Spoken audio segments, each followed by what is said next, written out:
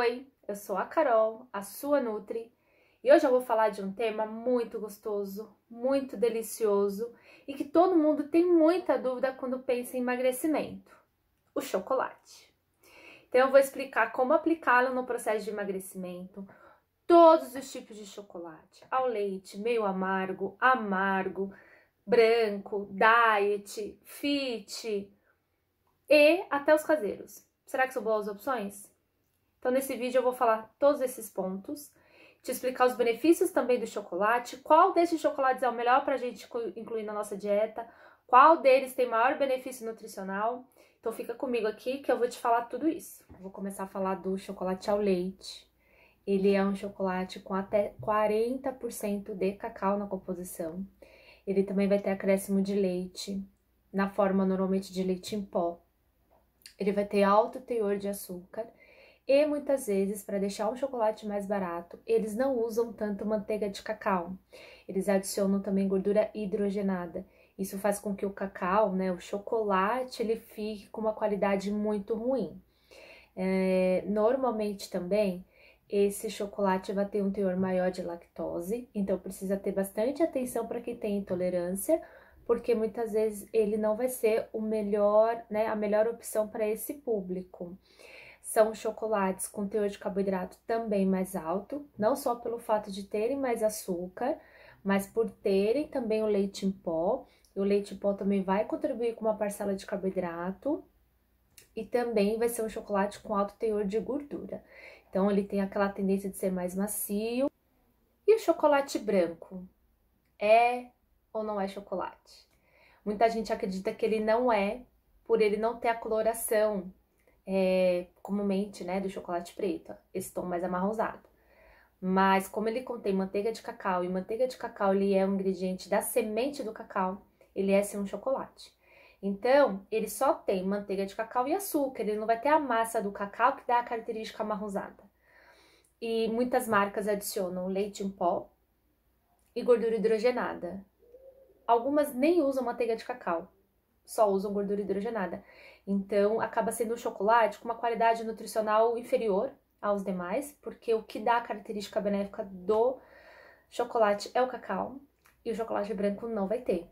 Ele tem bastante teor de açúcar, e se tem leite na composição, esse teor de açúcar fica mais aumentado, e ele tem a característica de ser um chocolate mais fácil de derreter também, um chocolate mais maciço. Então, não é deixar de comer, mas é saber que das categorias do chocolate, ele é o que menos vai agregar valor nutricional e benefício para o nosso corpo. Então, temos chocolate ao leite, temos chocolate branco e temos chocolate meio amargo. E ele tem uma variação aí de cacau de 40% a 65%.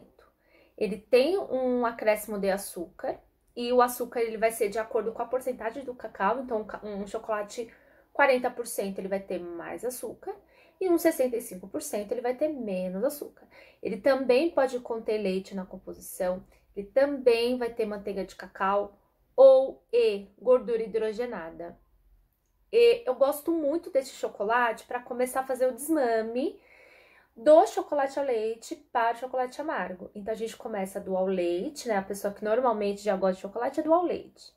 Então, a gente começa a usar um meio amargo.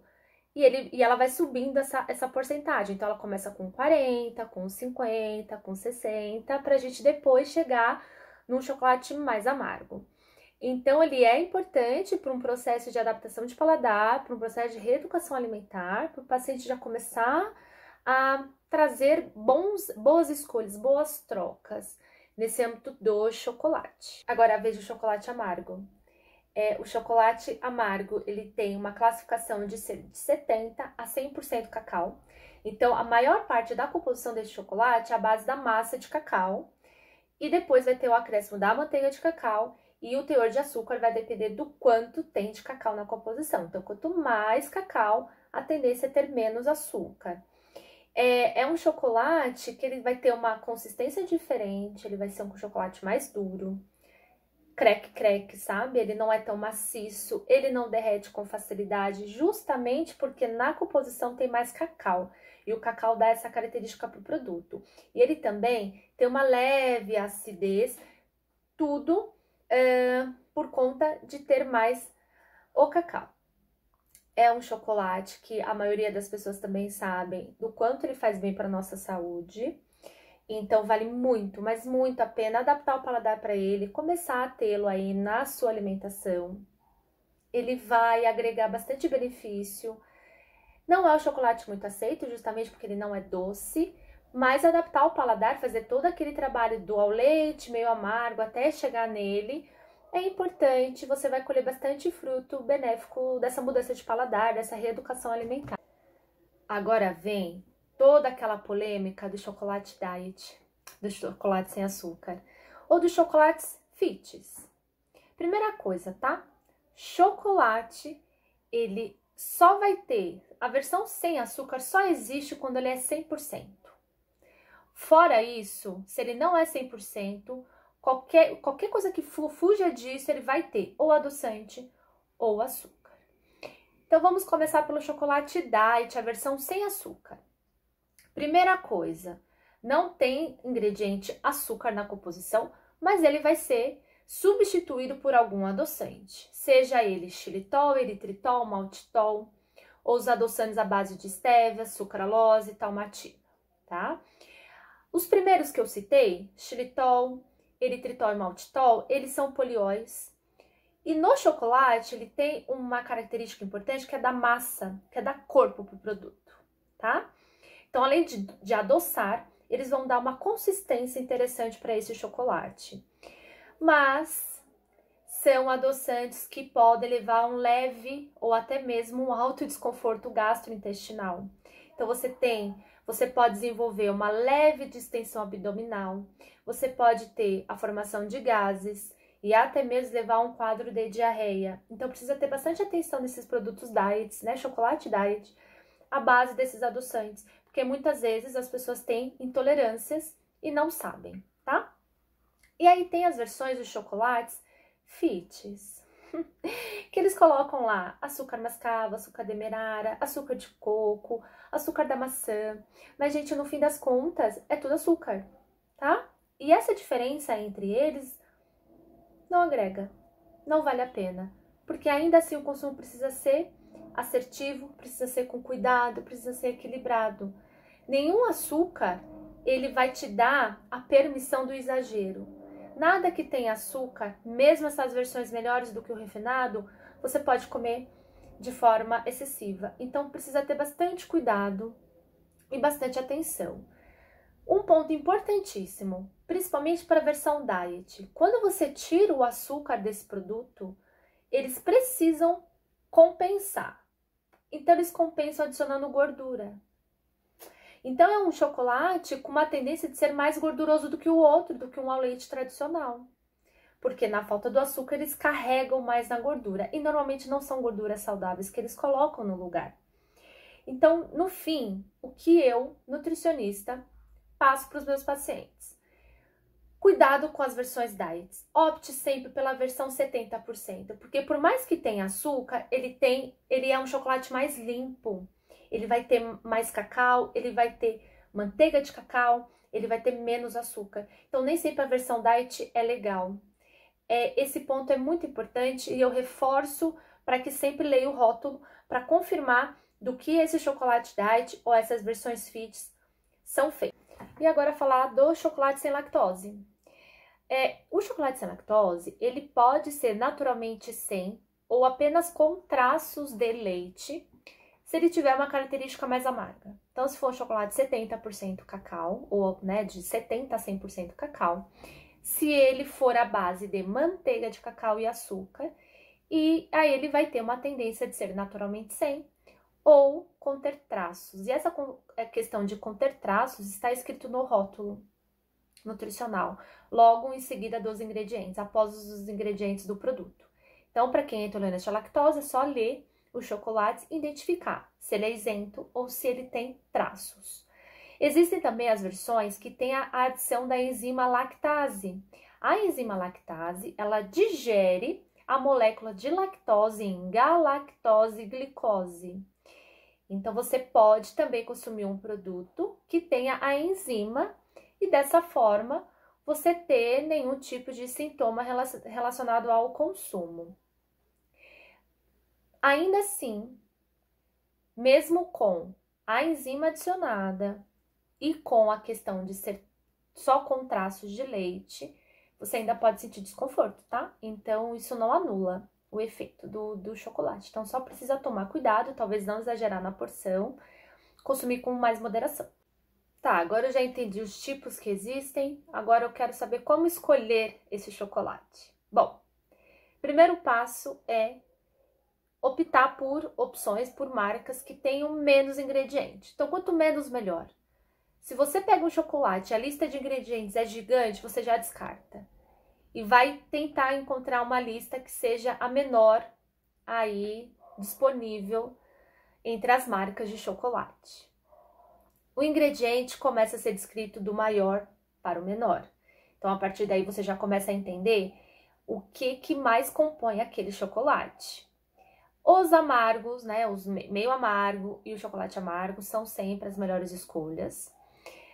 Tentar fazer com que a escolha do seu chocolate tenha, na verdade, o açúcar como últimos ingredientes, porque se ele tiver como primeiro ingrediente, o chocolate já não é tão amargo, né? O chocolate amargo, meio amargo e amargo, ele tem a tendência de ter o açúcar como terceiro, quarto ingrediente.